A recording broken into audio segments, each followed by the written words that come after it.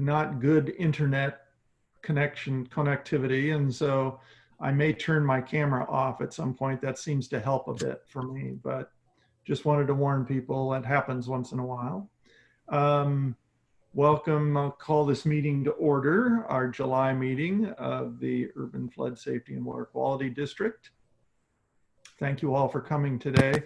I want to let people know for the record that this meeting is happening virtually. The audio is being recorded, so you're being recorded for the record.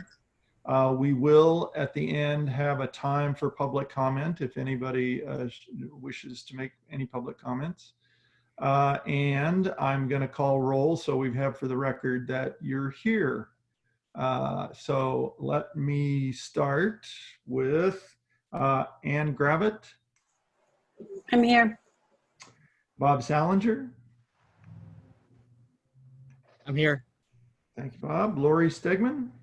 I'm here. Corky Collier. I'm here. Dave Ritma. Here. Mike Weatherby. We'll come back to Mike. Shirley Craddock. Present. Eric Molander. Here. James Allison.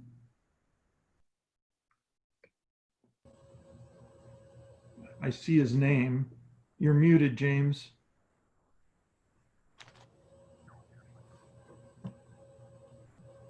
No, we'll come back. John Niyama. Here. John L. Bell. Here. Mary Helen Kincaid. Here. Mark Lumley. You mean Paul Lumley? Paul Lumley, excuse me. That's okay. Hello, everybody. Steve Fancher. Here. Tanny Stephenson, excuse me. I think he's on mute. Yeah, I saw him up there. Tanny, you're on mute.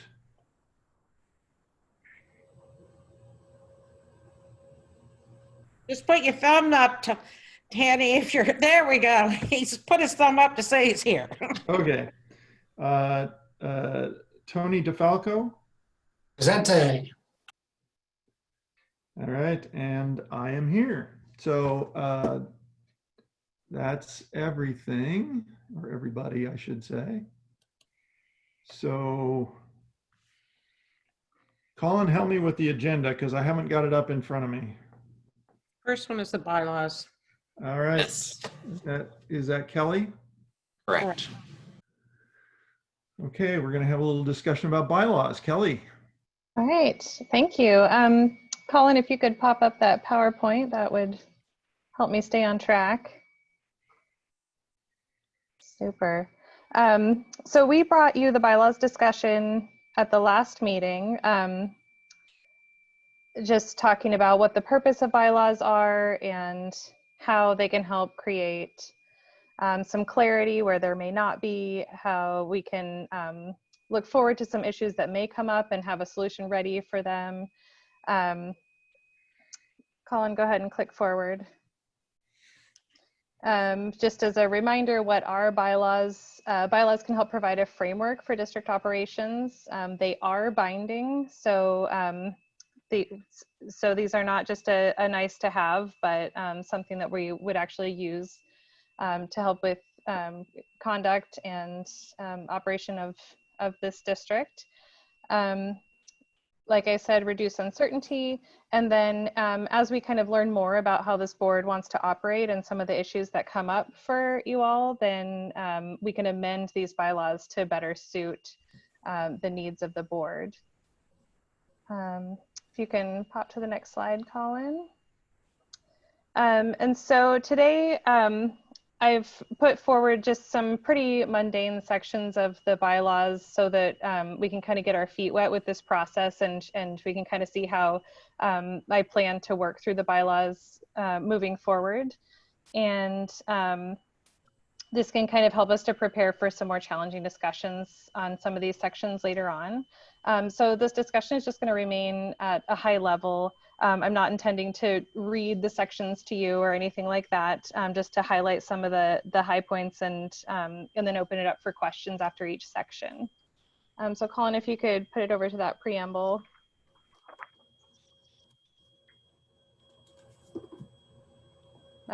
This is the first section, that's sort of a pre-section. A lot of agencies' bylaws have a preamble that sort of goes through the purpose of the district or entity.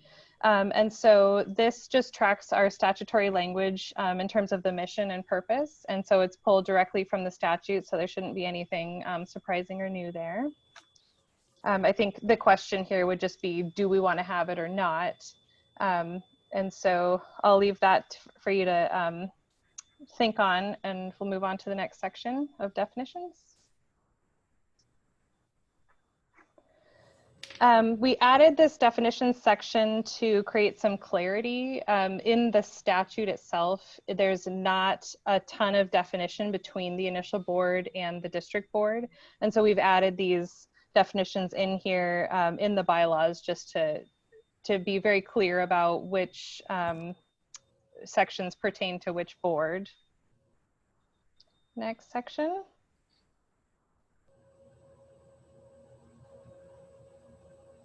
The principal office, I'm hoping that there won't be too much question about this one. We're required to set it by statute, and for now it's just located at MCDD headquarters there on Elrod Drive. Next section. This section describes the district boundaries as well as the obligation of the district board to set the boundaries of the managed floodplain. So while the district boundaries are set by statute, and Colin, if you, I think the next slide is a map that might be helpful. Yeah, so the district boundaries are set by statute, and that is the urban growth boundary within Multnomah County. So you can see that's the white area that's outlined in yellow, and then with dotted lines down towards the south. Whereas the managed floodplain is not set by statute. So that is something that is up to the board to decide the definition of the managed floodplain. So the initial board has the authority to do this, and it is the duty of the board to set the managed floodplain. And so you can see on this map, there is an outline of the existing drainage districts as well as the watershed boundary. So these are not intended to be that managed floodplain boundary, but this is some information that may be useful to the board when they're looking at the criteria to set that boundary, which will be something that's done in the future. All right. Are there any questions on the boundary and managed floodplain boundary section?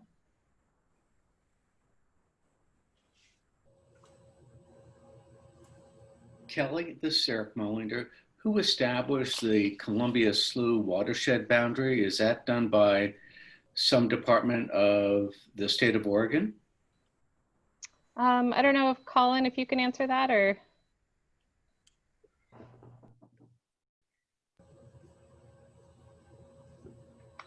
Get back to me later. Sure, Colin's yeah, on I'm not, mute. oh.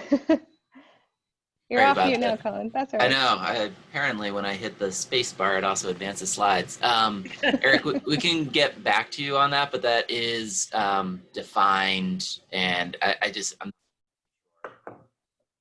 defines it, but I think it's USGS. So that would be the United States Geological Service? And we can follow up with a definitive Please, answer. thank you. I appreciate it. Okay, thanks for the question.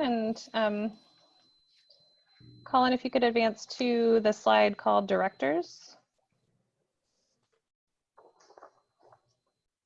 So this is the fourth section about directors. It's pretty bland. It mostly follows the statute and constitutional requirements. So the first part just talks about the number of board members on the initial board as well as the permanent district board. It puts together a sample oath of office that everyone needs to take.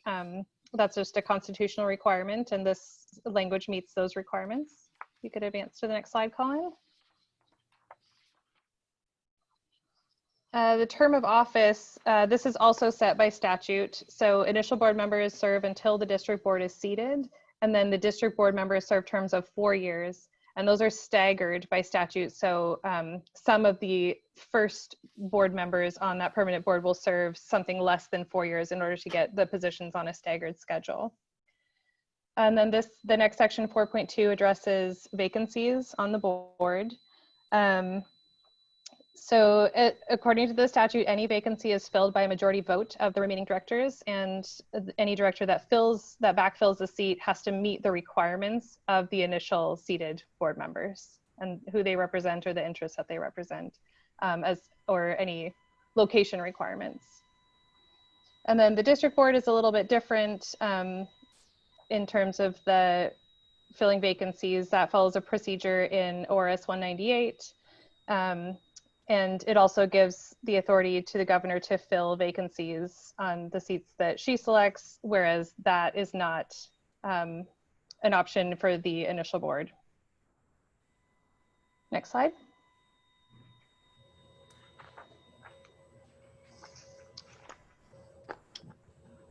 The next section is on resignations. I just put in there that those would be tendered to the board chair. That is certainly up for discussion if that's not something that you'd like to receive, Mike. And then recall or removals. Recall is a process for special districts. They have their own process for that. That's located in ORS 198. And then for governor appointed positions, what I found for most other agencies is that they can make a request of the governor to remove a director. And so that's what I put in the bylaws. And then just as far as general duties and powers, I put in there that the directors could establish a trade name if in case Urban Flood Safety and Water Quality District doesn't quite roll off your tongue in the way that you'd like to, leaving that option open, and that the board would have all statutory duties and powers under ORS 550, and that board members would comply with ORS 244, which is the government ethics statute that covers conflicts of interest. Conflicts of interest and some other issues. And I believe that Emily sent out some materials on ORS 244 in the initial board packet, but let me know if not. All right, that's the 2,000-foot view. Are there any questions on any of the sections? Kelly, this is Eric Molinder. On the next slide, you had examples of board duties and powers. Oh, sure. Yeah, let's go to that One slide. of the things that I think we definitely need to add to that is our financial and fiduciary responsibility. Okay, sure. And are you imagining that going directly into the bylaws, or Colin, if you could advance to the next slide. Yeah, there we go.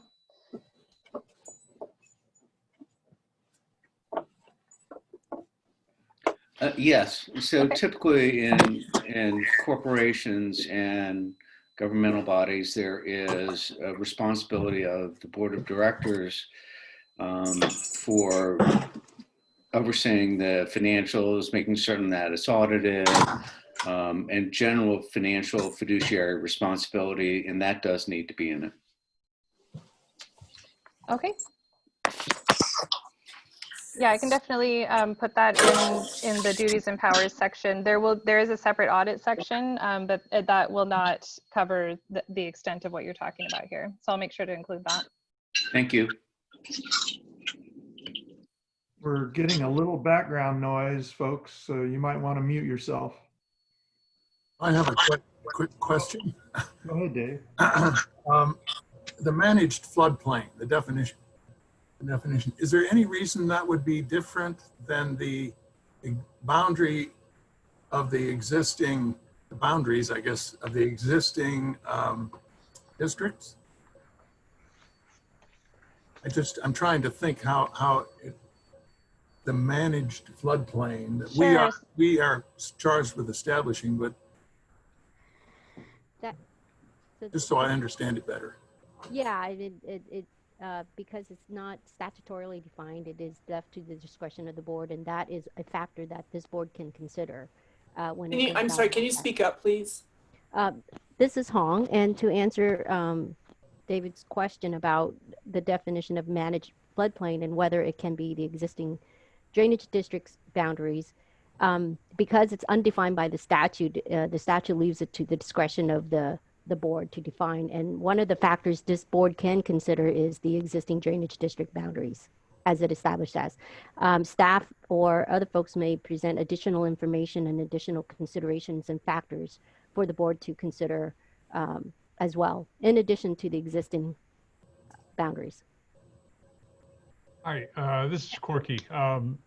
It might be useful if we're bringing up the subject in the future to pull the piece of legislation. I don't recall now exactly what was passed, but I do recall the conversation. We had a fairly detailed conversation in crafting the legislation where the intent by most folks was that the boundaries be very similar to the existing 4 drainage districts.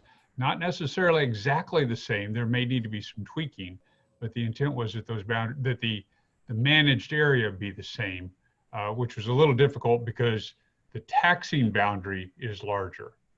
Oh yeah, I know that. And I think the other piece, this is Peggy speaking, that the board will need to consider is where's the water coming from that is being managed? And it's not just necessarily in the drainage districts. Part of the legislation, if I recall correctly, is recognizing some of that water that is being managed comes from outside the existing 4 districts. And as a consequence, there are benefits received, so there is an anticipation, there is a cost incurred.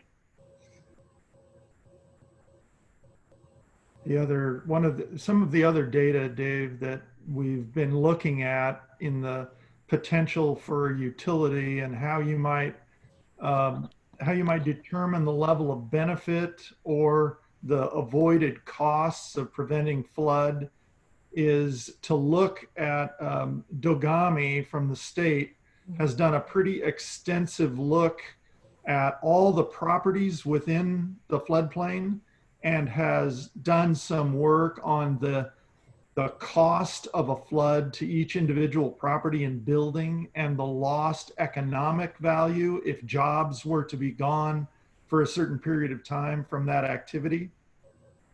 So I would think the board might want to think about taking some of that data into consideration in defining that initial tier, if you will, on who should be included within that tier based on that work of avoided flood damage cost. And then Peggy's point about managing surface water drainage off of Alameda Ridge is another thing to be taken into consideration. And then ultimately, as Corky mentioned, the size of the district itself potentially being able to be used to spread costs in some way. So those are the kinds of considerations you might take into account beyond just what the current district boundaries are. Well, I recognize that the revenue will be taken from outside the managed floodplain, and mainly I was just wondering the way we define it, it's that portion that requires or benefits from management to accomplish the goals. Right. And it depends on how onerous that is. I mean, and the parties within the existing districts are used to being dealt with that way. But I don't know what else is involved. And I was just asking. I'm just trying to. You've already enlightened me. I think I've got enough to think about. I don't mean to belabor it. Okay. Let's keep going, Kelly. Okay. Are there any other questions? I think if you advance to the next slide, Colin. This is Kelly. This is Tony. I have one thought for consideration regarding the desire to note in the bylaws the fiduciary responsibility of the board.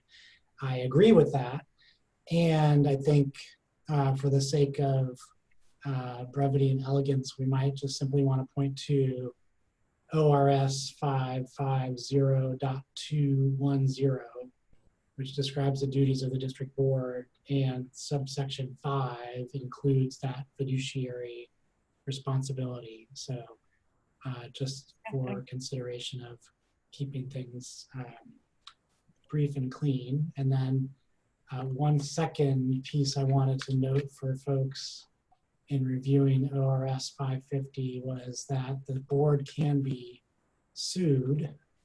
And so I wanted to make sure we included in the board bylaws reference to maintaining directors and officers insurance policy of such an amount as to adequately cover impact to any litigation of the board. Okay, I'm writing this down. I'll make sure that's makes it in there. Thank you.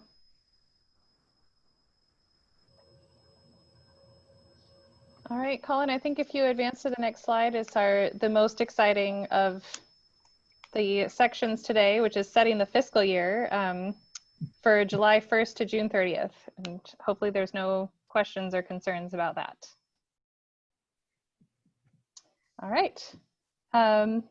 So if there are any further questions on bylaws, well, let's get to the next slide, Colin. I can talk about what we're gonna do in the future meetings. So this meeting, we discussed the preamble through the section on directors and then the bonus of setting the fiscal year. In August, I plan to bring to you a draft of a section about officers, subcommittees, and voting in quorum. And then in September, the balance of the topics on the outline that was presented in June. And then our goal is that by the end of this calendar year, we will have adopted the set of bylaws and kind of having that time from about October to December to have some more discussions and some more refinement, and then have a complete set adopted by the end of the year. Any further questions? Just a comment, Kelly. This is Bob Salinger. Sure. I appreciate the preamble section. A lot of work went into that language. We spent a lot of time on it, figuring out what we wanted this district to do, and it was captured in the legislation. A lot of it was captured in the sort of the summary statement, and you took like you took from there, and I think that's great. I'm really happy to see it, so I hope we do retain that preamble. Okay, thank you.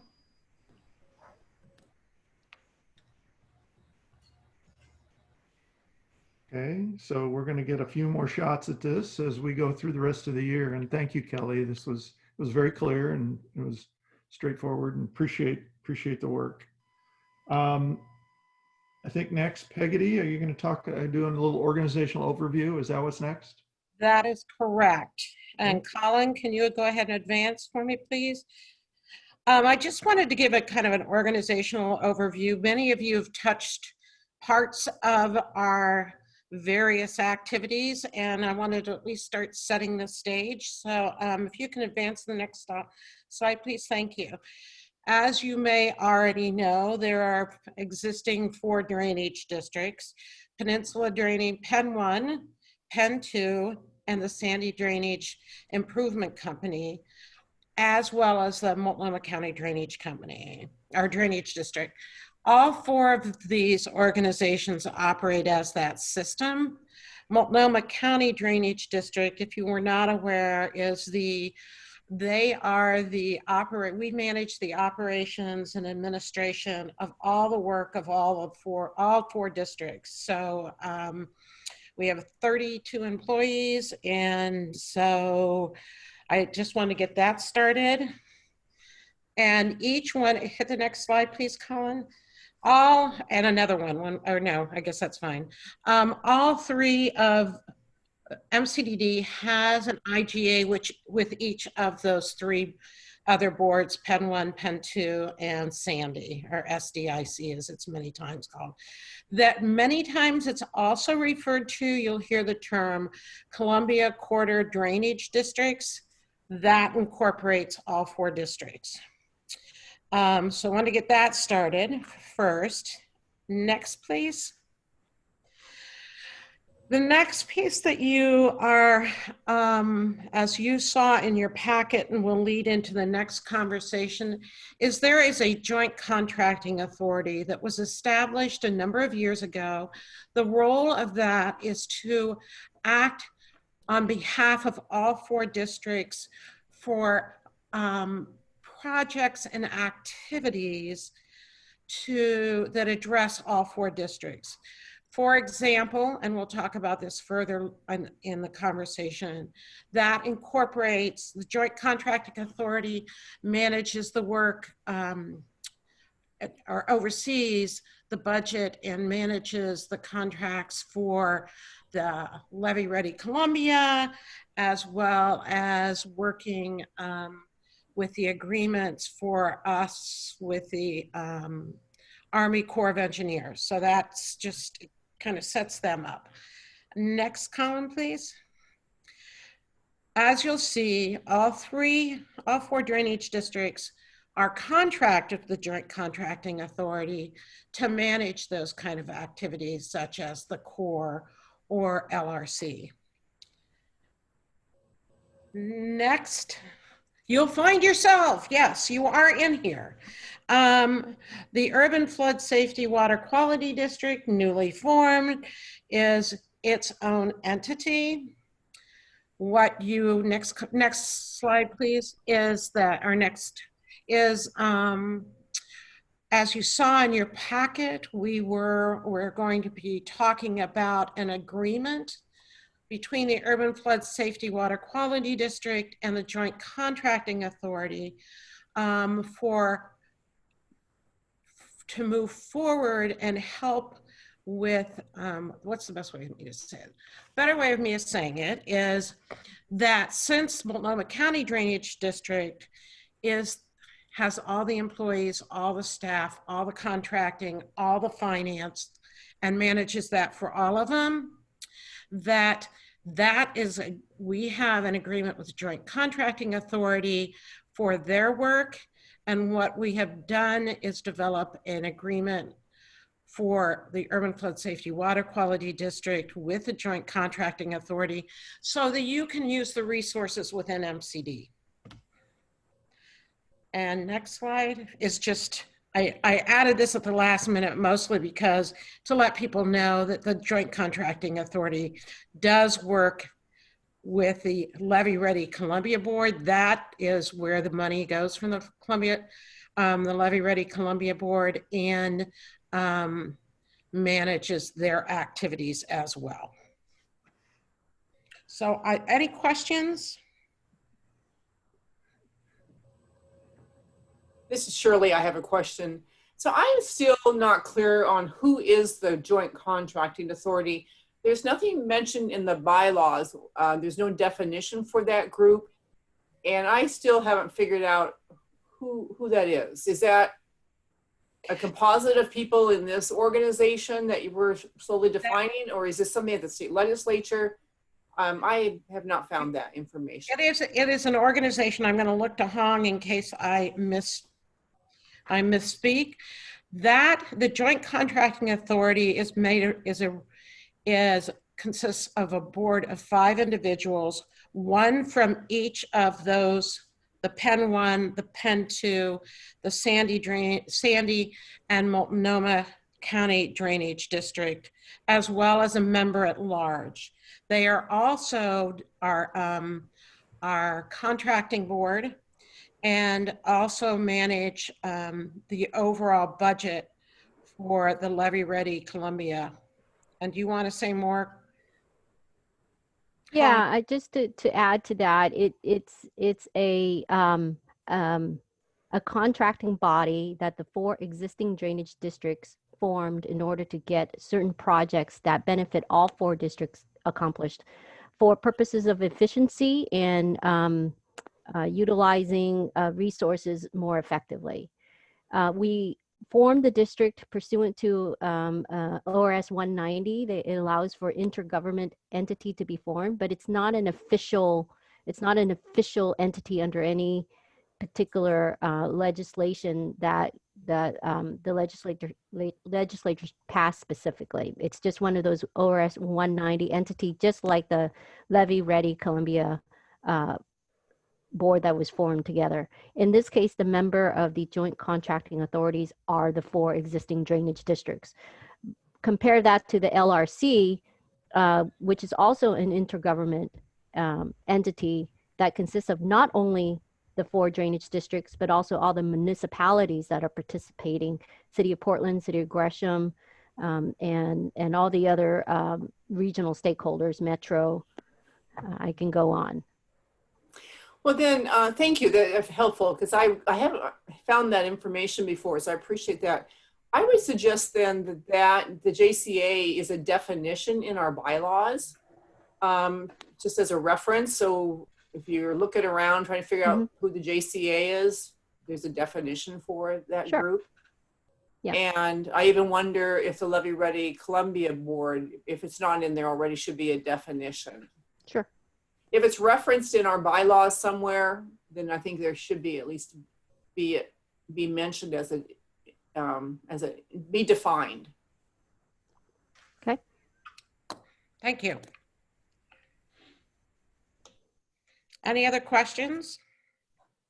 Yeah, Peggy, this is Tony. I just want to make sure I'm real clear. So for now, the board that we comprise here is the board of the Urban Flood Safety Water Quality District. Correct.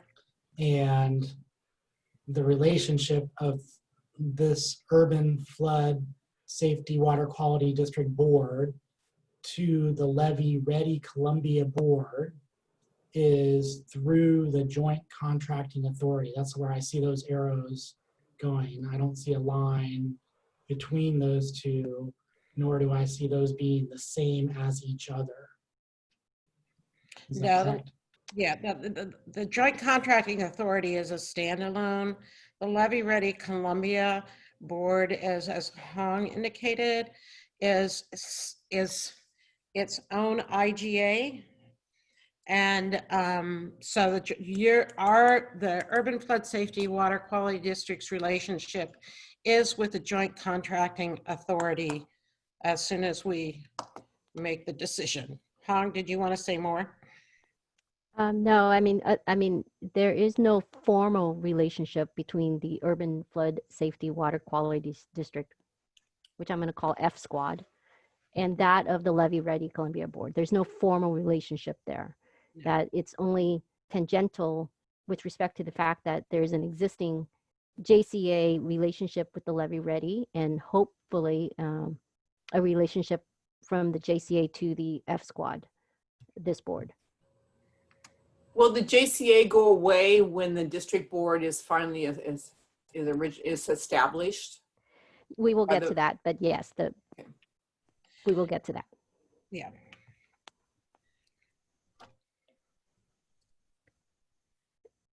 These are very complex questions, and I appreciate Peggy adding multiple layers to this conversation for you, because it will provide the foundation for the next topic as we go into the service agreements, unless there's any other questions about these relationships.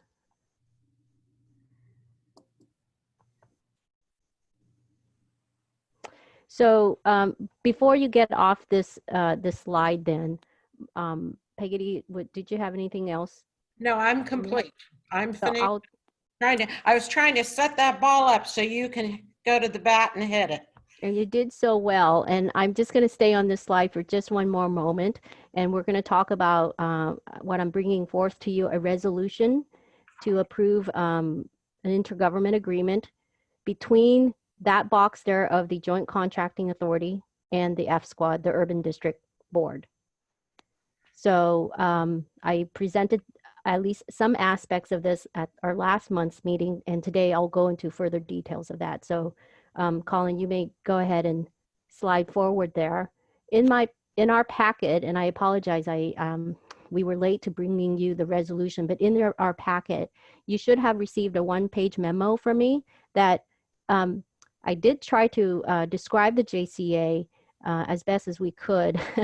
But also that one-page memo sort of lays out the background and analysis for all these relationship, and the request for the board to consider the resolution and the intergovernment agreement. I also provided for you, because I knew Peggotty was going to talk about the relationship of the JCA and the drainage districts and how that fits in as a piece of puzzle in all of that we're doing, is a copy of the actual IGA for forming the JCA and the amendment. So there should be in your packet the JCA that the drainage district, the JCA IGA that the drainage district signed to form the JCA. And Shirley, any questions you have about the role of the JCA is laid out in that intergovernment agreement. And it says just what the goal of it is just what I was saying is for the 4 drainage district to come together, work on common projects so that it can optimize the resources of the districts and push forward the idea of projects that represents this levee system and flood system as one. When it was first formed a few years ago, I don't know that we thought that we were going to be at this point where we would have a new district formed. But since we have that formed, and since the Oregon, we are expecting some money from the state to form this urban district, and that the money is going to the JCA, we are now at a position to need to have a contractual relationship between the JCA and the urban district to spend that money to get this urban district up and going. And so through that, the 4 drainage districts amended its JCA agreement to then add to its work, helping this urban district form itself. And that is the amendment, the first amendment to the JCA. So I wanted you all to have a copy of that so that if you are in desperate need of something to read or need to go to sleep, certainly you can pull that out. But those should have answer some questions for you in terms of what is the JCA in relation to the drainage districts. Today, I'm presenting to you a resolution and an IGA in which adding to the service through MCDD staff, we will be providing service to the urban district to help this district form. And so I'll go ahead and go to the next slide, Colin. The scope of work for the proposed intergovernment agreement between the urban district and the JCA is to help set the urban district up at the direction of this board, and implemented by the executive director of this district, who also happens to be the executive director of the JCA and the MCDD. We're streamlining the authority here, so certainly nothing that is going to be done by the executive director is without the approval of this board. Because we were receiving some money from the state to set this up through the JCA, this initial agreement is with the JCA. And once that amount of money is spent, if this board finds, or if this and MCDD boards find that it's convenient to actually have the direct relationship with the service provider, which is the MCDD staff, then we can do that. From MCDD's perspective, it's much more efficient in terms of the accounting and financing, but because we had to deal with this $500,000, it has to go through the JCA for the time being. So I'll direct your attention to the proposed service agreement, and I'm trying to find it on my end here. Where is that in the packet?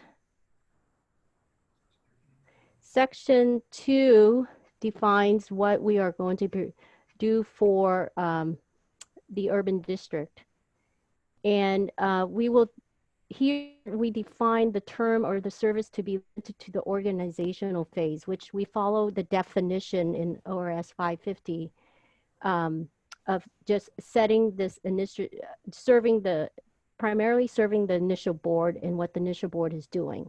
And the initial board is, you all are tasked with putting this district together, setting up a a funding mechanism and taking that to the public to vote on. Once the work of the initial board is done, there will be a call to dissolve the existing districts. And at that point, this relationship could end, will end, because there will be nothing left, or it could be amended to provide additional service if there's any other reason to maintain the existence of the drainage districts. I don't see how, but that's a possibility. The services that we are going to provide is pretty comprehensive, broad, and just a lot of addressing contracting needs, advertising, negotiating agreements. I'll just draw your attention to 2.9, sort of the catch-all provision that allows for us to do anything at your direction that's going to benefit the organizational phase of this district. So while there are several enumerated tasks, 2.9 is intended to catch all that may be needed for us to do the work. Section 3 defines officers and employees. You've already appointed Peggy Yates as your executive director. That position will be there, and then she will be directing the MCDD staff through the JCA to provide support to her to accomplish your work. Section 4 is more of a legal thing. It recognizes the fact that the work that all these entities are doing right now, we're all legally separate entities. And this provision, Section 4, recognizes that in setting up and having the urban district have success in the organization phase is a common interest among all of the districts. And so we're going to strive to achieve that goal. And through that, there will be lots of legal work where all 6 districts may have to share in that legal work. And so we want to make sure that any privileged communication, any attorney work product that come out of that effort is protected. And in order for that to be protected, all districts have to recognize that there's a common interest in this effort. So this is just something that is really to satisfy me, to help me sleep and get past my 3 a.m. wake up call. Section 5 is compensation. I think I touched on this at the last meeting. It will be on a reimbursement case basis where the JCA MCD staff will perform work, will bill, have the JCA bill to the urban district for that work, itemize the work and the amount. And then because the money, at least the $500,000 we are anticipating from the state sits with the JCA, the money then will be paid out to MCDD. I suspect, and Colin can verify, I suspect that there will be documentation and accounting to this board on what those services are before they are paid to MCDD out of the JCA account. Again, in the future, it is much easier for the urban district to have a direct relationship with the MCDD. But because we're dealing with this $500,000, we had to have this agreement with the JCA first. We recognize in 5.2C that there may be a cash flow issue from the urban district. And so there's a provision in there that allows for some flexibility and leniency in terms of any delay in payment of any amount by the urban district to the JCA for that work. Moving on to section 6 is insurance and indemnity. The first is the indemnity, where it's a typical reciprocal indemnity. We all agree to defend each other because we are all public, if for our own negligence. And because we are all public entities, we have certain defenses under the Oregon Tort Claims Act, discretionary defense that can be invoked if necessary. 6.2 is an insurance provision that we will be bringing to you next month.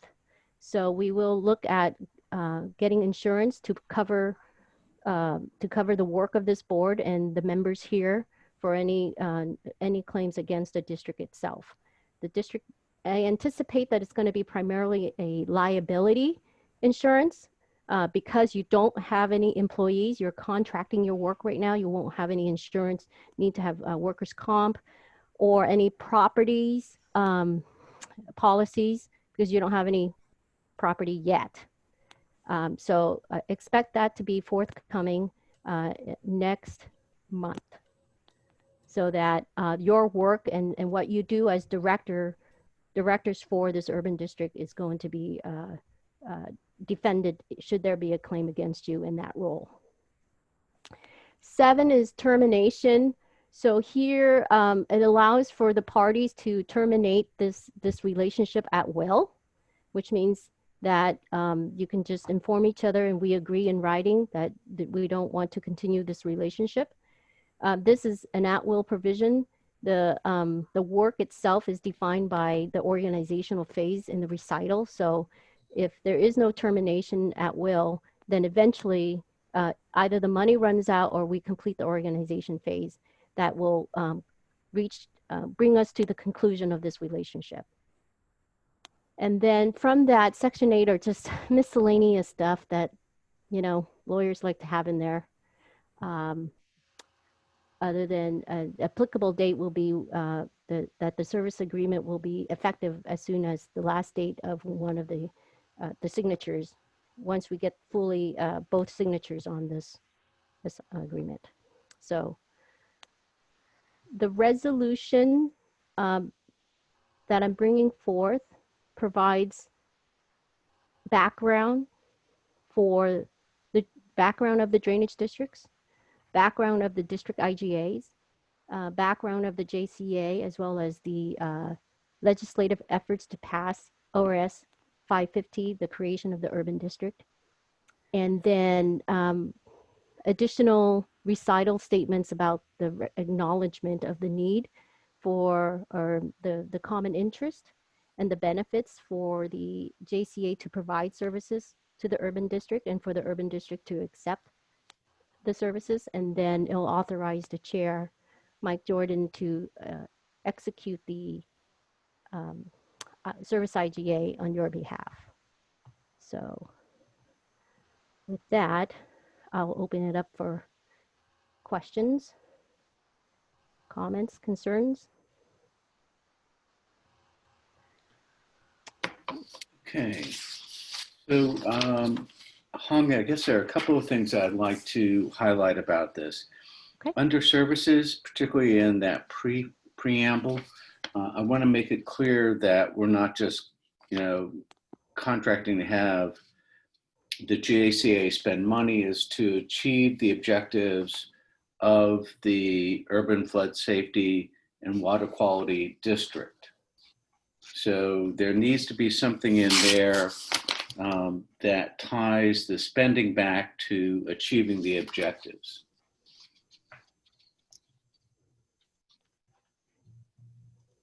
Okay, so section 2. And then it could just be an addendum to 2.9. Okay. Right, in which you say to engage in all necessary beneficial related activities to achieve the objectives and support of in the organizational phase. Mm-hmm.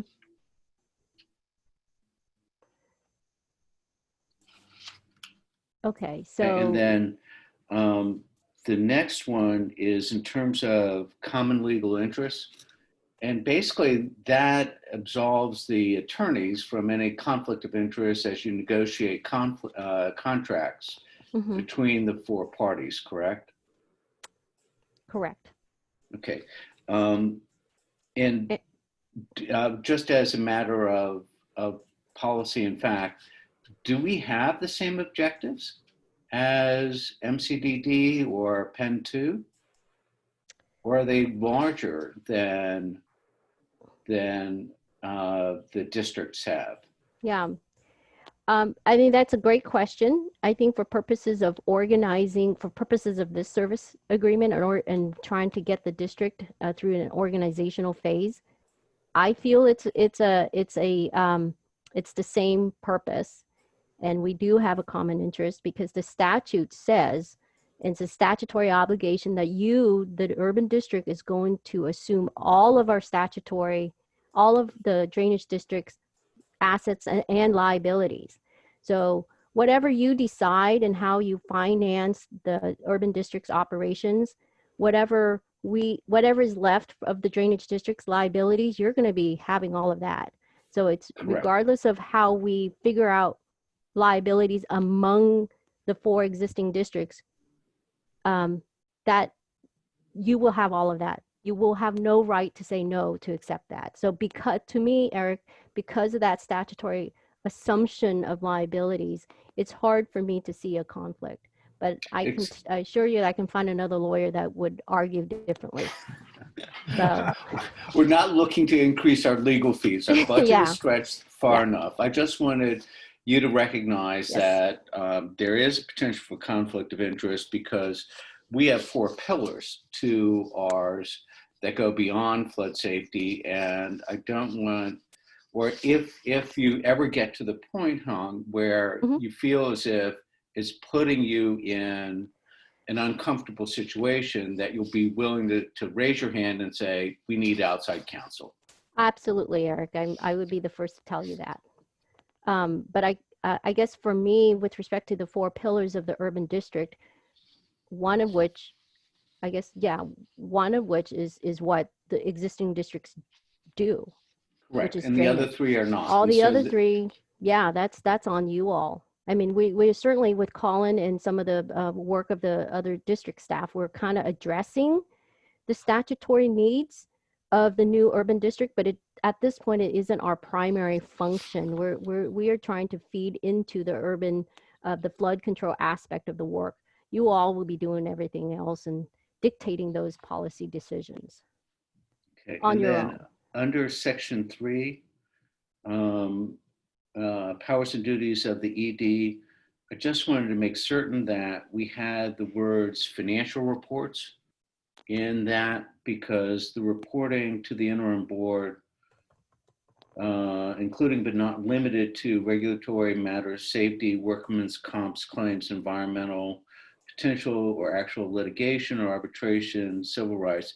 We are looking for the ED to supply us with detailed financial reports. Sure. Happy to add that. And I am happy that it's added.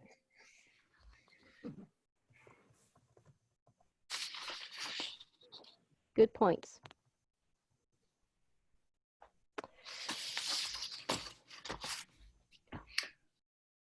So Michael, are you looking for us to accept this today and vote on it? Yeah, if that's possible. We were hoping to have a motion and a second on the resolution. And if in fact the board is prepared after discussion, then yes. If not, then we can continue the discussion, but that was the hope. Okay. And what I could do is, oh, go ahead, Dave. Do we have the resolution in its entirety in front of us? You should have, and that was sent a day after, so it was sent on Friday, and Yeah, it was I sent can in a pull it up. separate email. But it looks like this. I did see one. I did see, is this resolution 2020-0710? Is that what you're? Yeah. Yep. Oh, all right. Well, I want. Okay. Okay. Excuse me. And that was Thank sent you. on in a separate email. It was. Yes. Yeah. Okay. Thank you. I found the IGA. I found yes. So what I could do is offer, and I can put it up here, is offer amended language where you would, oh, here you go. It's actually written in the resolution. So I'm going to try to do, to share my screen here.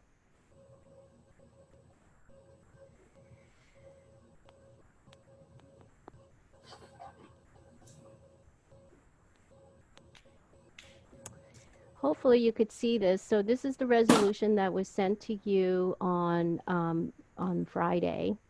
And it recites the whereases. towards the bottom here is the resolution. And what I've done is gave you a draft form of the IGA. And in this resolution, I'm asking that you approve the chair to execute that draft form of the IGA or something in significantly similar form or substance. And what that means is it's to address just some of the comments just now, Eric's comments about. I can go back and try to change the language to be consistent with to address his concerns, and that would be captured in this similarly significant form and substance language, if you're okay with that. Peggy, could you or Hong or whoever let us know why it would be advantageous for us to pass this resolution today rather than at our next meeting? My first reaction is on the very issue of making sure that we can get your insurance, tax ID, and some other things we can't, I mean, some of these things we can't put in place until this is signed. Okay. So that was the reason we have put this order to. There's a number of other policies we need to get signed, like harassment policies, etc. But we can't really ask anybody to make those decisions till this gets signed. Hong, do you have any other comment? Nope. I think those were the primary reasons. Also, assuming that we actually get a grant agreement with the state for Yes. $500,000, which could happen any day, we would have the ability then to begin to have the JCA-MCDD staff begin to do some work, and they'd have a way for that money to flow back and forth through the IGA, correct? That is correct. Correct. And if I can summarize maybe a couple things, what I heard today was making sure we had a definition in the overall. No, we didn't need that. Hong, can you summarize a couple of the issues that came up that we want to make sure gets addressed so that we can then, if everyone's in agreement of that, we could make the changes if everyone was comfortable to go ahead and pass it with those changes. Yeah, so I heard two revisions that need to be made based on Eric's comments. One is in section 2, add a qualifier there to make sure that all of our services are to achieve the objective, which is to facilitate the organization of the urban district. The other is to add to, with respect to reporting from the executive director, to include financial reports. Correct. Mike, could I make a comment? Certainly. Tanny? Well, no, it's Mary I'm Helen. I'm sorry. It's okay. Mary Helen with a froggy voice. Just as a pen to board supervisor and operating in cooperation with the JCA and its organizational capabilities. This is not a legal opinion because I don't know how to do that, but operationally it's been an excellent relationship. And I know that technically there are some things that people might have doubts about that have not ever heard of a relationship like this. It was hard for me to get my hands around when I became a board supervisor, but it's very efficient. I have a lot of trust in the staff that operates it. And I think there are several people on this call that know if I have some kind of doubt or trust or suspicion that something's not going to go right, I'd be the first at the head of the class to say it. So in this instance, I think that trust, past operations, efficiency, to move this board further, we should adopt a resolution today to accept it. So what I'd hope for with the amendments that Hong has mentioned to the IGA that need to be incorporated, at some point get a motion to pass the resolution. Tanny? Thank you, Mr. Chair. If I could throw maybe one more in. Sure. Section C in the recital song. Mm-hmm. You reference ORS 550-360, and we state in there, F Squad has funding in place sufficient to assume operations. I'd like us to add operations and capital needs or capital funding, which would be consistent with paragraph 2 of the legislation. Okay. And then on your catch-all, which was, I think, 2.9. 2.9. Mm-hmm. Can we just put in there something about board direction? Yeah, so if you look at the very top section of that, section 2, Tanny, just the introductory language states the JCA may perform the following services or functions on behalf and in the name of the F Squad, subject to the direction and control of the initial board. Does that address your? Got it there. Okay. Okay. Okay, thank you. Any further comments, questions? I've got a question, just a request for clarity. We just brought up the $500,000 that we should be getting from the state. If that does not come through, how does that affect this resolution? Yeah, Zero impact. We don't do any work under this contract. Yeah. Well, I wanted to make sure there's nothing, I didn't see anything, but I want to make sure there was nothing that would bind us to spending money if we didn't have it. There is nothing that obligates the urban district to spend money under this contract. All right, thanks. Tanny? Well, Mr. Jordan, I'm ready to make a motion.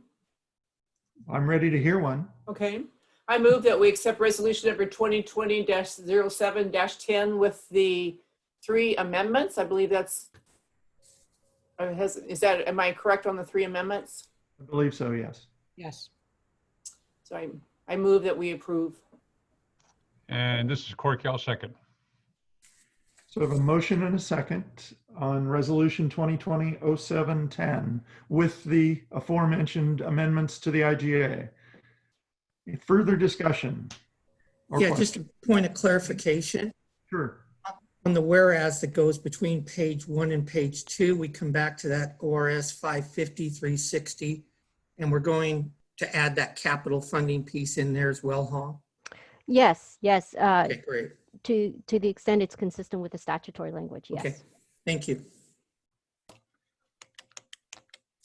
Further questions or comments? If not, I'm going to read the roll so we can get your votes on the record. Ann Gravitt? Yes. Bob Salinger? Yes. Lori Stegman? Yes. Corky Collier? Yes. Dave Ripma? Yes. Mike Weatherby? Oh, didn't make it. Shirley Craddock? Aye. Eric Mollander? Yes. James Allison? Yes. There he is. John Niama? Yes. Jonelle Bell? Aye. Mary Helen Kincaid? Aye. Yes. Paul Lumley? Yes. Steve Fancher? Yes. Tanny Stephenson? Yes. Tony DeFalco? Yes. And the chair votes yes. So with that, the resolution passes, and I think we have a bit more to do today. Thank you all very much for that. Peggy, is it back to you? And Yeah, I'm afraid it is back to me. Okay. One of the comments that came up in our last meeting is a better understanding of kind of what the work plan or what lays ahead for this year. So I've approached this a number of ways. One is to lay out some of what we look at that for the board for the next year. The next is a little bit about the funding, just that reiterates and brings in that original graphic of the organizational and IGA, and then talk a little bit about how the funding was anticipated originally for the work plan. And then if we have the time, I would like to kind of show an overview, because if I remember correctly, there's a lot of questions, and there came up in the last meeting about how all of the pieces that are moving in the same direction toward improving our overall system comes together. So I was trying to put a graphic together that would help with that. So the first slide, Colin, if you could please.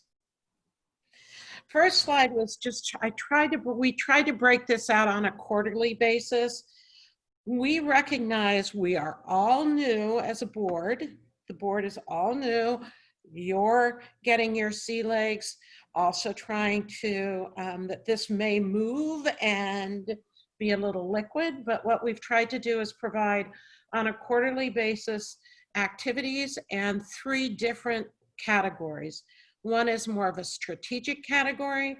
The second is a recognition of some briefings that need to occur to help you all in the process of making decisions as we move forward and support your strategy. Excuse me. And then the third is more policy and administration, and what sort of things have to get done to form a district, and the activities that are associated with that, and what policies you need to pass, just like the one you just did today. So none of this is carved in stone, but what it does try and do is start to look about, what kind of things you'll be talking about in your board meetings.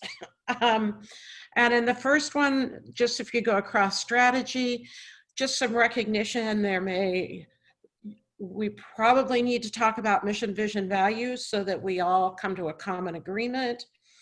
We also need to talk about the legislative agenda for 2021 and some of our strategy on outreach activities. We anticipate the mission, vision, values is not a one-shot deal. Many of these functions would have to occur over more than one meeting. We already talked a little bit about the concerns with, what are the district boundaries? How do we want to do revenue development, et cetera? And as you set up committees, you are going to want charters, and I assume those charters would tie into the mission, vision, value of the overall organization.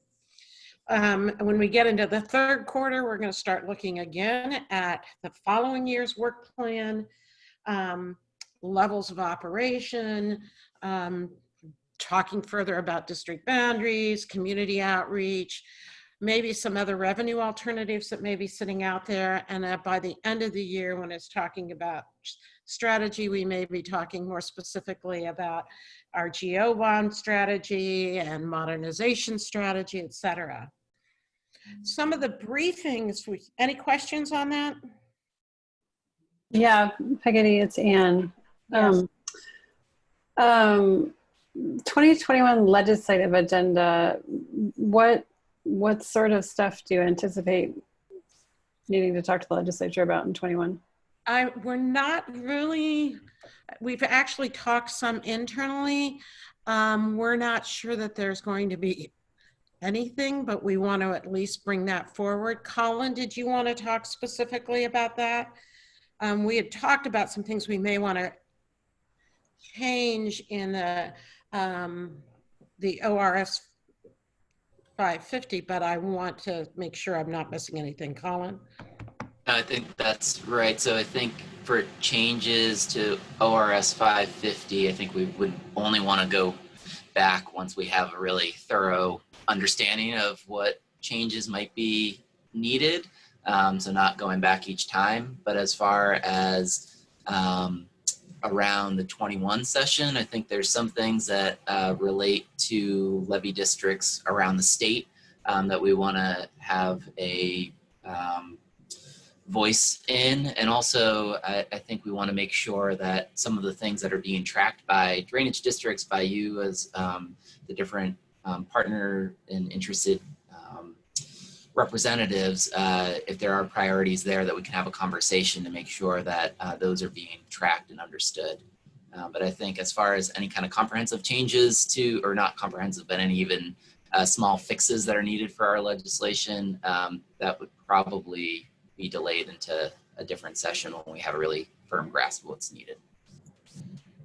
And Hey, I'd also hi, like this- to, oh, excuse me, I'm sorry.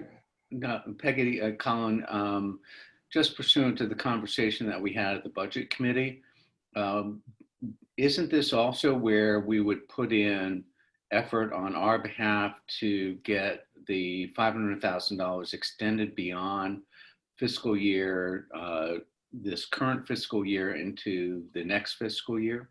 That's correct. Not the next biennium. Right. The next biennium. And the other thing I also wanted to not overlook is there is some ability to piggyback. You know, we're doing the same within the drainage district, so there's maybe some opportunities to piggyback. But I just want to lay that general structure out. Any other questions? Yeah, Peggy, this is John L.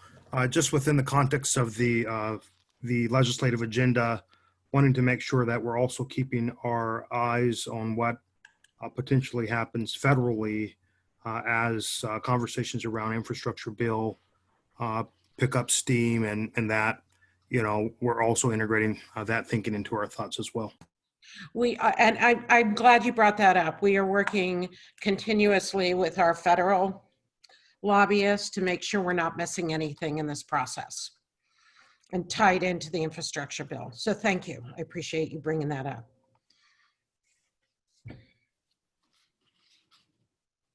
As far as some of the briefings, this is where, you know, I also want you to recognize that this all takes staff time. So I not, you know, a recognition, this is not just, it doesn't just happen on its own. But some of the briefings like today, we're talking a little bit about the work plan. We will be briefing you all on the revenue model that was already done. We will also be talking about some GO bond, and we also want to help, and I think it would be very helpful to hear from you all as we move forward about what information you do want to hear. Next meeting, we'd like to at least walk everybody through an overview of the existing system, the drainage system and the levee system, just so people have if in times of no COVID, we would be taking you out on boat tours, but unfortunately we don't have that luxury. So giving you an overview of what we're working on, and also an overview of some of the work that the LRC is doing. Want to bring that in?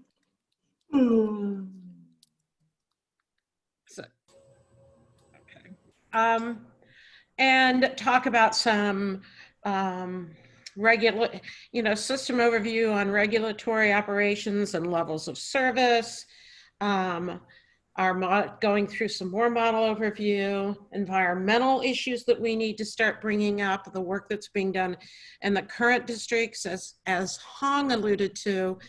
There's a lot of work that is not necessarily within the statutory requirements of the districts now, but we are doing some of those efforts as it is, and we'd like to at least provide you all overview, such as our diversity, equity efforts, our conservation efforts, et cetera. So at least you're aware of some of the things we are doing. So as you move forward, there's an ability to build on that. We also want to be able to give you an overview of how the Army Corps of Engineers feasibility study is moving and progressing. That's another one when we talk about the federal, when John L. brought the issue of the federal program, is that we will be needing, we will be moving through this process, and we will be activating how we can stay in the swim lane to move forward with the Corps and the next phase, which is their pre-engineering and design phase, which then leads into the construction phase. So here are some of the layouts and the briefings. We will also, I heard loud and clear, it is our intent to also bring, when we talk about policy administration, wanting to make sure that we're getting you financial policies that you can vote on, as well as presenting to you our your financial situation moving forward. Where the spend is, we're setting up accounts so we can keep track of the spend for the $500,000 grant, and making sure that you're comfortable. You know, those dollars are sitting within your jurisdiction as far as dictating where they can go, and then the JCA makes that decision. And just the normal process of doing business, which is doing our bylaws, adopting bylaws, our finance policy, how we may want to address our revenue framework and moving forward in the next year. And of course, you need to go through the process with TSCC, et cetera, in the spring of next year. And if you'll also notice, there is an ED recruitment on that list as well.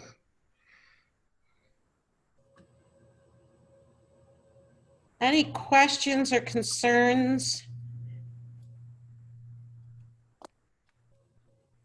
Again, this is a little fluid, but I at least wanted to kind of give you a grounding of the work for the next year.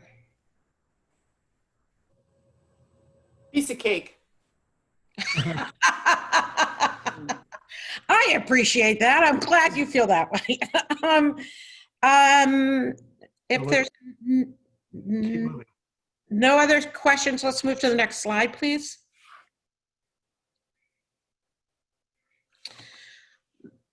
This kind of goes back to that same picture we had earlier, but I'm going to just go over this quickly. As you see, here's your Urban Flood Safety Water Quality District with your $40,000 budget that you adopted in June. And that $40,000 grant came from the 4 drainage districts, and wanted to make it clear you adopted that budget, you have control over that budget directly.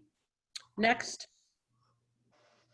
The next is the $500,000 grant. We've talked about this a number of times today, but I just want to make it clear that $500,000 grant was actually in House Bill 5050. Those dollars went directly, because an Urban Flood Safety Water Quality District was not formed yet.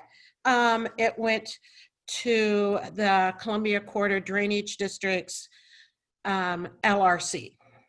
The LRC board made the decision in a board resolution to move it to because it still sits in the Joint Contracting Board, because that's who holds the money. And so they made a resolution that would be available to help set up the new Urban Flood Safety Water Quality District. Those dollars they were granted to the JCA through the LRC for the Urban Flood Safety Water Quality District. It's directed by the Urban Floods Water Quality District and managed by JCA Executive Director, which is myself. I am responsible for also meeting your requirements and regulation, or your desires. So there's your Joint Contracting Board. The final piece, just for funding again, is the Joint Contracting Board also handles the LRC IGA board partnership contributions. All the local jurisdictions provide funding to move the LRC efforts forward, which is our certification and accreditation. Those funds come directly from the LRC partners. It's directed by the LRC board, adopted by the JCA, who adopts a budget, and managed by the JCA on behalf of the LRC IGA. The final piece in that is just the Multnomah County Drainage District, who manages, right? We manage the Columbia Corridor Drainage District's assessments that go out and the money comes in. Decisions are made and adopted by each of the drainage districts on how those funds will be used. They're managed by the Columbia Corridor Drainage District's executive director, myself, and directs MCD, and I direct MCDD staff, LRC, and the Urban Flood Safety staff. Any questions about this? It's kind of it's a little bit of a repeat, but I wanted to give everybody kind of a general. It's not always easy to understand how all of this functions.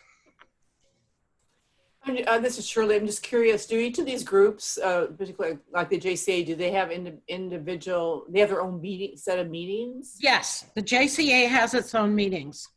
They meet usually quarterly. They, in the past, as far as all of LRC adopts its own budget, and that budget goes to the JCA, and the JCA approves the budget and moves forward. Hey, this is Lori's statement. So are we still concerned about getting the $500,000, the funding, or has that been resolved? I think it has been solved. I do not count on anything until we have an executed contract from Business Oregon. Mike, do you want to talk about this at all? Or are you just smiling and I think you said it just right.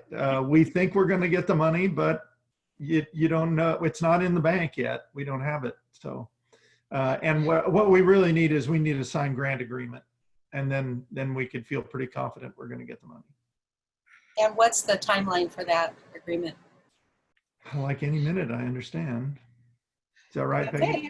We have made some calls, and at this point, we have not heard back, nor have we seen an inked contract. We have already executed it on our end.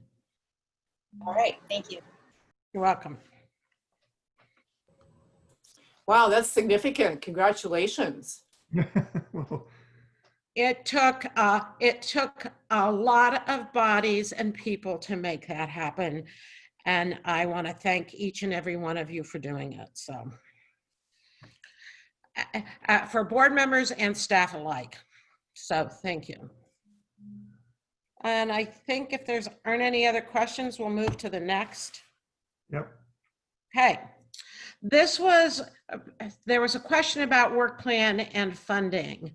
We showed you what we anticipate as the work plan, but we wanted to know about what was the work plan that you originally were talking about. So I thought I would provide that to you. This was initially put together in discussions with the LRC, the Levy Ready Columbia IGA board, to talk about what we would need for this year for this new district.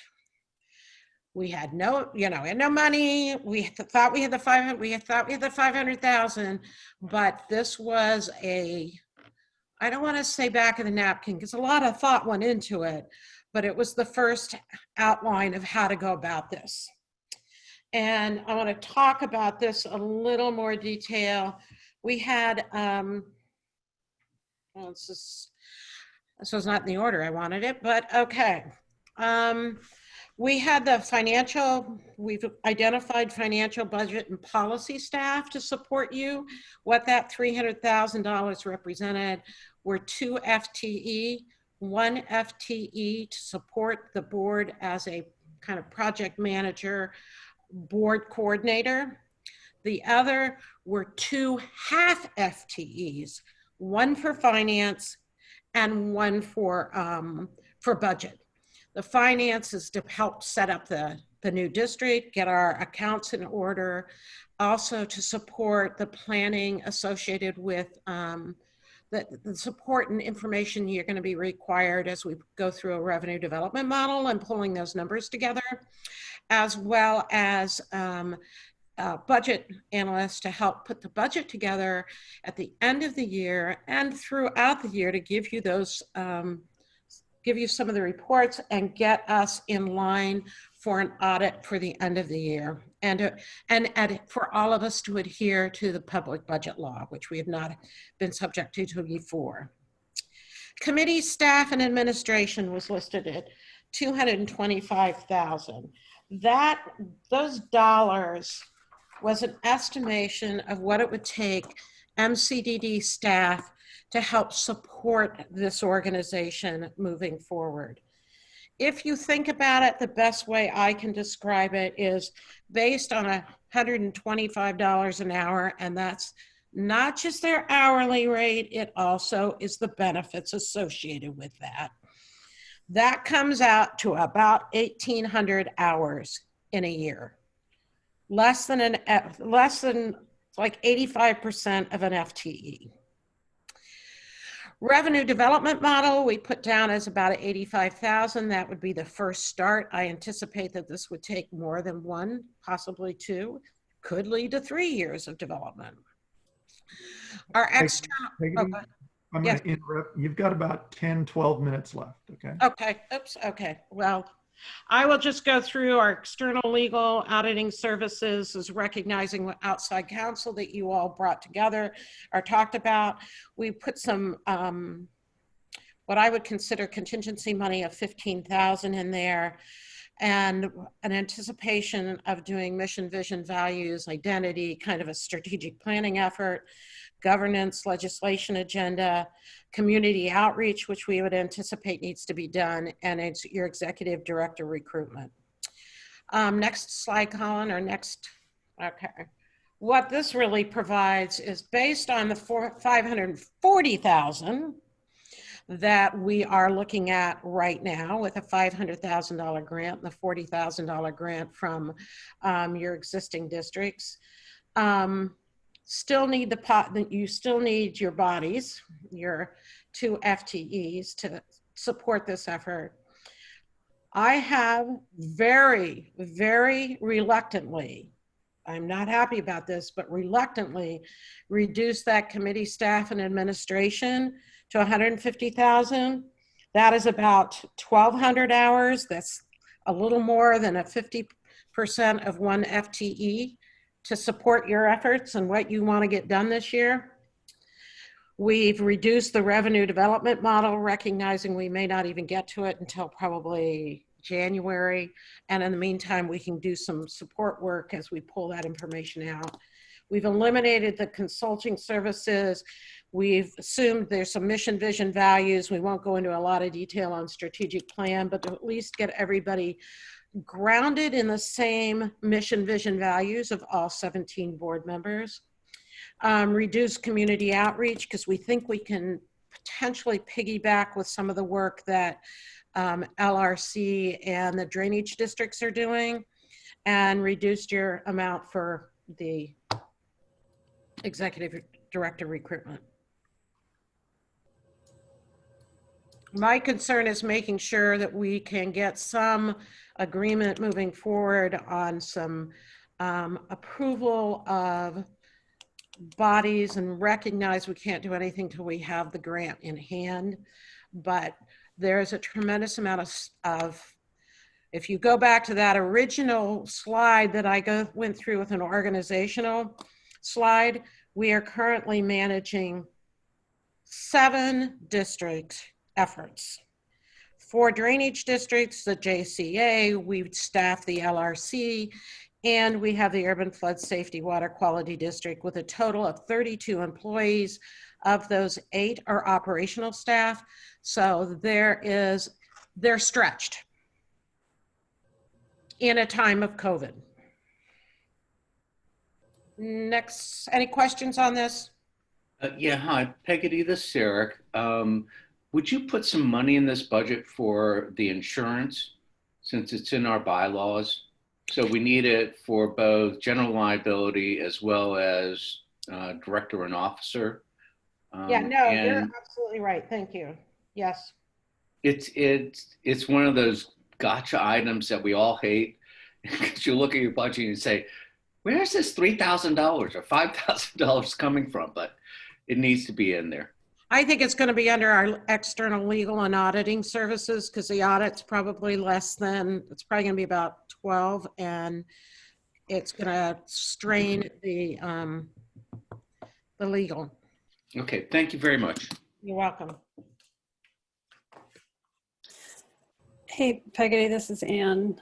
I think what I'm struggling with is so let's assume we have the 500 for this. That's all we have, right? I mean, we won't have anything in the next fiscal year. So I think what I want to know, or try to wrap my head around, where are we after we spend this $540,000? And I know you just shared a sort of outline by quarter of the different stuff that will happen, and it's a lot of work, but I don't know that it gets us to having more money in the next fiscal year. And it certainly raises our understanding collectively. It does a lot of bringing us all, which I deeply appreciate. I'm just worried that I feel like the revenue development model is the one thing that may need to be the #1 priority, or if I'm understanding that correctly, is that's how we figure out how we're going to raise money. So I feel like, I mean, I would get rid of so much of the rest of this and focus on spending that 540 in the best way so that we know we can raise money going forward. Am I missing something, or does that make sense? It makes sense. The only comment I would give back to you, Anne, and I understand what you're saying. I believe that we still won't have money for next year. And I really look at that as the budget committee for this board to look at those particular options, whether and I've had some general discussions about this, is are there mechanisms for us to get either a loan with no interest and principal until we get a revenue structure in place and operational, and then we can roll it into the rate structure? Or is it a line of credit to help get us through the next 3 years? Because it's, it takes a while to get, and you'll see the next slide will kind of outline. It's going to take a while to get that revenue development process in place. And it's certainly, even if we got $500,000 in the next biennium, which I think is hopeful, we really need a way to bridge the gap until that revenue model and our rate structure, or whatever way we generate money, occurs. So I don't disagree with that, but before we pivot to coming up with more, with bridging the gap, I'm skeptical of how we're spending the money we have. I'll just be honest. It feels like a lot of money going to staff, and I hear you on, you feel like they're taxed and extended and overworked, and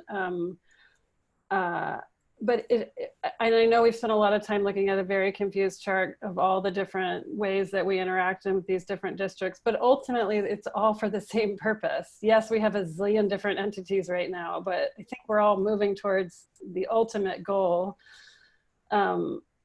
several ultimate goals. I understand they're not just one, but I don't know.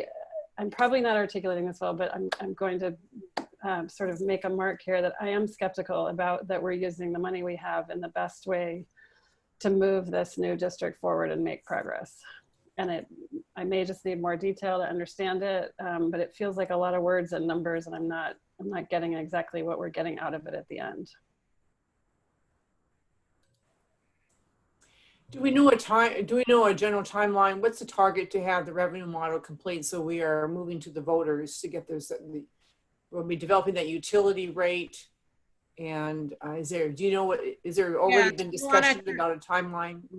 Yes, if you can turn to the next page.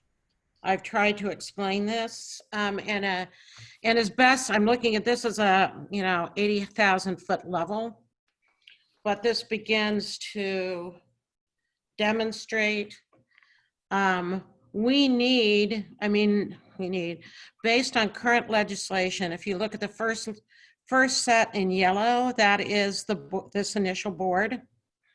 And we've outlined we have to do administration, contracts, policy. Setting up a new form of government does not happen on its own, and requires support to have that occur. We listed a couple outreach sections that may need to occur, but the real issue is coming in with the revenue development line, recognizing we've got a couple constraints here. I assume it's going to take a couple of years, and that is to recognize that we will need to go back out to the public. We have to ensure that we are making the right decisions. And we have until latter part of 2022. And then the new board has to be set up and elected either in May of 23 or May of 25. District boards are elected in off years in May. So I've tried to develop, that's why you see that dark line coming straight down. In that process, as we do the revenue development, we probably need more outreach, but those are the couple we put in. We also have to make an arrangement for a billing strategy. How do we go about billing people? We currently, the MCDD does not have the organizational structure to do billing. I anticipate we would need to be doing relationships with the various cities to help. If it is a utility rate, that it gets put into their bills, et cetera. The revenue collection for us to vote in a new board in 23, that revenue structure needs to be in place and being collected at least 6 months before the May 23 election. Once that new board is set up, they will call for dissolution of the existing districts. The existing districts have a year time frame in which to make a decision and dissolve. I shouldn't say make a decision. And they have up to a year to dissolve. We're just assuming they dissolve right away. This was at least lay out a general concept of how long that would take. I'm going to go back to the issue.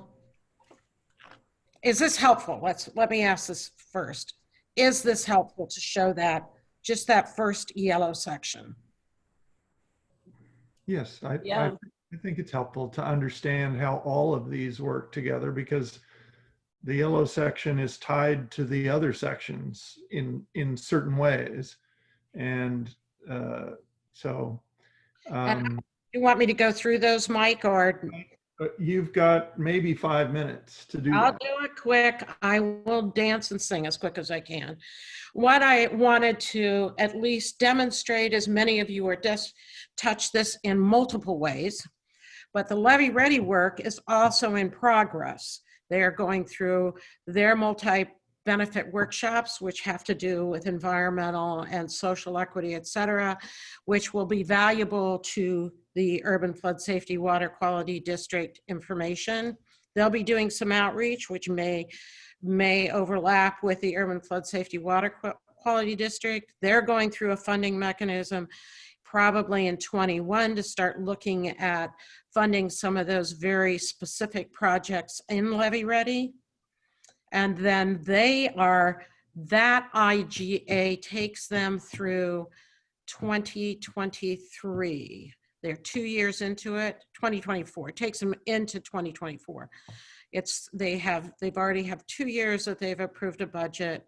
So that activity and the projects associated with that are then anticipated. What doesn't get done is going to get and what does get done or doesn't get done folds into the new district. We also have, at the same time, we're working on the Army Corps of Engineers and the effort to help modernize the levee system. They are going through, we're right in the middle of the feasibility study. Actually, we're a little past halfway. We are working with the communities on some outreach. They'll have, and the PMLS is the Portland Metro Levee System draft feasibility study document in April of 21. At that point in time, and probably any time in 21, we're going to start congressional lobbying for additional dollars to move into the pre-engineering, as you see below. Oh, let me go one step down. You have the PMLS final, the Portland Metro Levee System final decision from DC to move forward. And then we are going through a lobbying effort to make sure that we get funding for the pre-engineering and design work, which is a 2-year process. We anticipate that would, if the Urban Flood Safety Water Quality District is established and the board is elected in May of 23, that design work will start to fold into their work. And then they will also be doing congressional lobbying for the capital funding and then the construction, which would be anticipated end of 24, 25.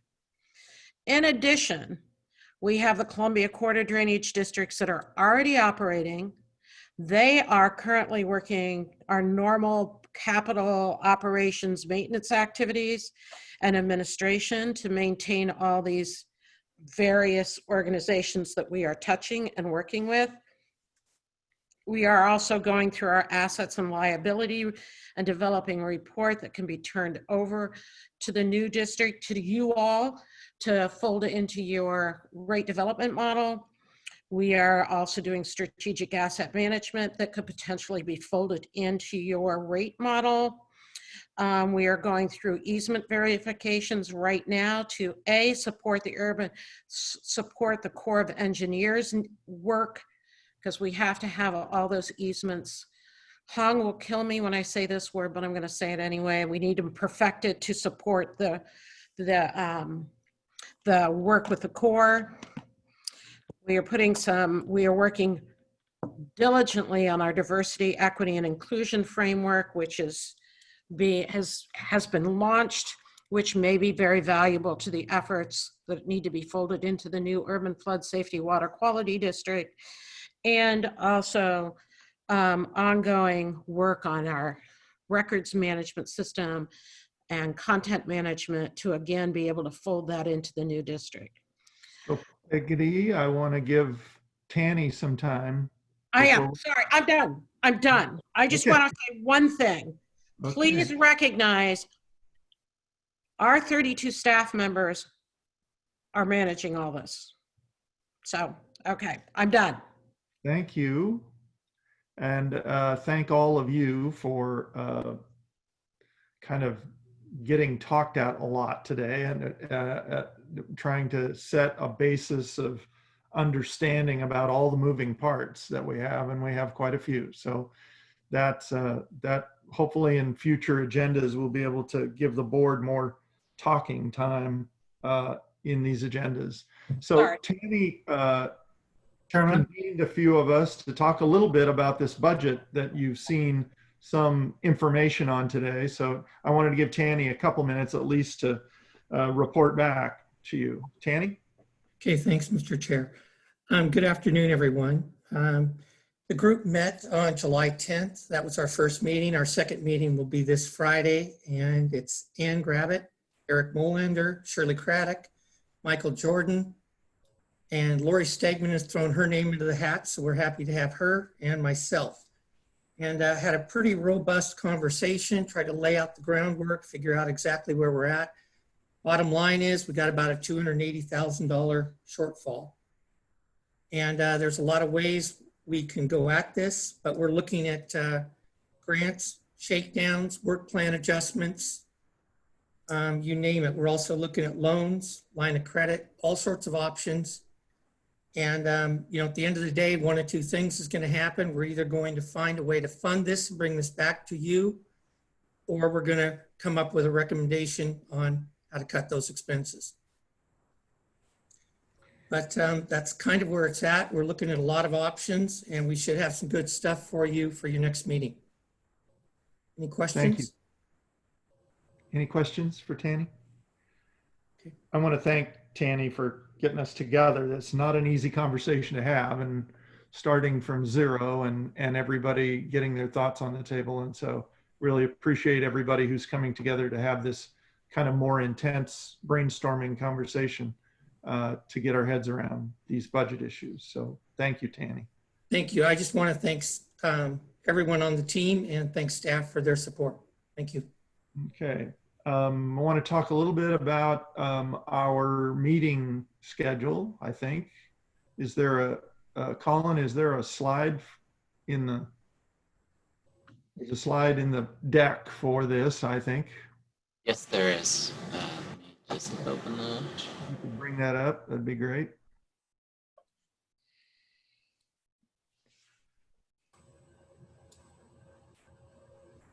Just wanted to, and you saw a little bit of this in Peggotty's presentation, but I just wanted to, we're going to be, as was noted, doing multiple kinds of work over the next few months, trying to get our feet underneath us and lay some of the groundwork. You heard some discussion around policies and insurance. We'll definitely continue to work through those issues. Want everybody to get familiar with the system overview about how it actually works. The thing you're going to be working on for the next few years, it looks like. I can't remember, do we have a September meeting also? Colin, I can't recall. I don't think no, we do not have that. Okay, okay. And I guess I would say one of my goals is going to be to try and get the board a little more airtime to be able to talk to each other, ask questions. We'll think about agenda construction so that we give a little more time. I know it's feeling like you're drinking from a fire hose right now, but and that's necessary, but I also want to make sure some of the comments like Ann's comment, we can talk a little more about and flesh out a little more, and hopefully also getting some recommendations from Tanny's group on more detailed alternatives for those things. Any questions or comments about kind of logistics about how we're doing? And I know it seems a little, again, like we're trying to cover a large landscape all at once here. Other thoughts about how you'd like to go about this work? You gotta love Zoom. I just wanted to make a comment because Tony made a comment in the chat about making sure we cover equity issues. Yeah. And in the current climate and seeing outreach on the schedule, if we can somehow make that be a major portion of what the outreach is, or figure that in as opposed to like two different categories. I don't know how that's going to be, but I'd just like to make that suggestion because that's going to be a very important part, especially Penn 2 has the largest residential and most diverse second most diverse neighborhood besides Cully in the city. So I want to make sure we put some attention on that as opposed to just outreach and, oh, we'll do this, but that there be a major portion be equity addressing it. I appreciate that. It's certainly an issue on everyone's mind right now, for sure, and should be. Hey, Mike, this is Bob. Yeah, Bob. Just two things I want to flag, over the next year as well. In addition to the equity, the district is also charged with creating a watershed improvement plan. There's time to do that, but I think at least the beginning of that process is probably going to have to begin sooner rather than later, at least to start to think about how to shape it up and budget it. And then there were significant community concerns, equity being among them, about the feasibility study that the Corps produced. And I think it's going to be important to make sure that we have capacity to do outreach on that over the next year so that we can hopefully continue to shape that plan to address those concerns. I think it'd be a mistake to wait until the final FS is released. So I just wanted to capture those two issues as potential expenses. Good point. And I probably have been remiss as your chair in not pointing out that we have a group chat, and for times when we're not able to have as much of a robust discussion, either questions or comments you can put in the chat, we'll capture those so that we don't lose them. As long as we're on a Zoom platform, we can do that. And so I do need to make sure we leave time for public comment. Colin, has anybody signed up to speak today? No, no one has signed up to speak. I think we are at 4:55. But I think now would be a good time, just as you had mentioned, Mike, that the group chat is available, but just for the public record, I need to read through those. So if I may read through that now, we're in the 5 minutes that we have for the public comment, but no one has signed up. May I do so? You actually need to read those? Yeah. Okay, forget what I said about the chat. I didn't know you had to actually read them out loud. I'll do so very quickly. Okay. From James Allison to everyone at 3:02, I will join the meeting at 3:05. From James Allison to everyone at 3:08, I am here. From Tony DeFalco to everyone at 4:37, would like to see consulting services retained to ensure we have assistance in fleshing out how to operationalize the social equity part of our charge. From Janelle Bell to everyone at 4:41 p.m. I agree, exclamation. And then from Bob Salinger to everyone at 4:51 p.m. I want to flag a couple of things in the budget or not in the budget as the case may be. One, ongoing outreach regarding the core FS. There were significant community concerns regarding the FS that still need to be addressed over the next year. And two, the district is charged in the enabling legislation with creating a watershed improvement plan. Those are all the comments. Thank you. Well, thanks, Colin, for that. I've been doing this 35 years. You learn something every day about public records law or, what we have to say on virtual meetings. So appreciate it. Thank you. I just follow what the lawyers tell me to do. Well, we Mr. can Chairman? talk about that later. Mr. Chairman? Yes. This is Paul Limley. Thank you for the meeting today, and I wanted to follow through with something that Peggy Yates said about acknowledging the hard work of the staff, and I just want to do that right now. I know this work is not easy, and everybody's lives changed in mid-March and made it harder, but just wanted to thank Peggy and all of her staff. Thank you. Thank you. Well said. Well said. Thank you. I think we're almost. One question that came up is this meeting time date fine? How do we want it? That was the one thing we wanted to confirm for moving forward as well. What is the meeting convention? Is it the last Monday of every month, or what is the meeting convention? Fourth. Presents a big problem for me. It's my leadership team meeting at NEA, but so I missed it today. So we need to take, perhaps take everybody's pulse now that we've done this for three meetings, and can you have the ability to do a doodle poll or something like that, Peggotty, where we can ask for people's input and make sure that we're being as responsive as we can be. Going to be difficult to do with this larger group, but we want to make sure we're giving everybody as much opportunity as we can. And I certainly appreciate that you're all really busy. So. And what we could do, I don't think we have the August meeting set yet. I just want to make sure that we can do the doodle poll, but that we're looking at maybe the 24th, or if Paul wants to do the 31st. I will let that be your all discussion. Well, my leadership team meeting is always the last Monday of the month. Oh, it's the last Monday, so the 24th would work. Mm-hmm. Okay. After that, it's hit and miss. Right. Well, then let's go ahead and do the 24th for this time, and make sure we're checking in with everybody about what a reasonable time might be and day. Perfect. So again, I want to just say thank you to all of you. I know that at times, well, first of all, the 17 of you are in different places regarding your association with all these moving parts. And I realize for some of you, this may have been a little bit redundant.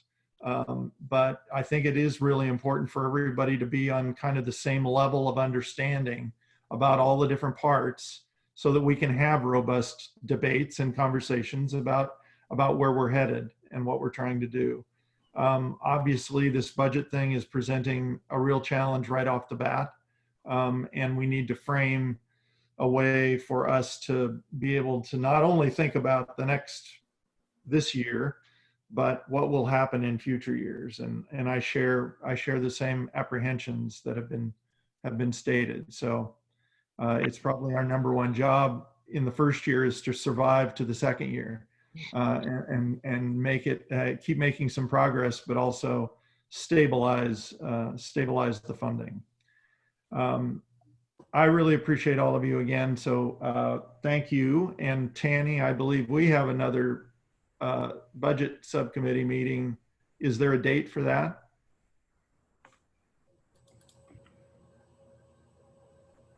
Yeah, it's this Friday. It's this Friday. Friday at what time? 1. I believe it's 1 o'clock. Let me double check, but is it 1 o'clock, isn't it? I believe so. I think it is. Okay, great. I double checked already, so. All right, thank you all. Have a good rest of your week, and we'll see you soon. Thank All you. right. Thank you. Bye.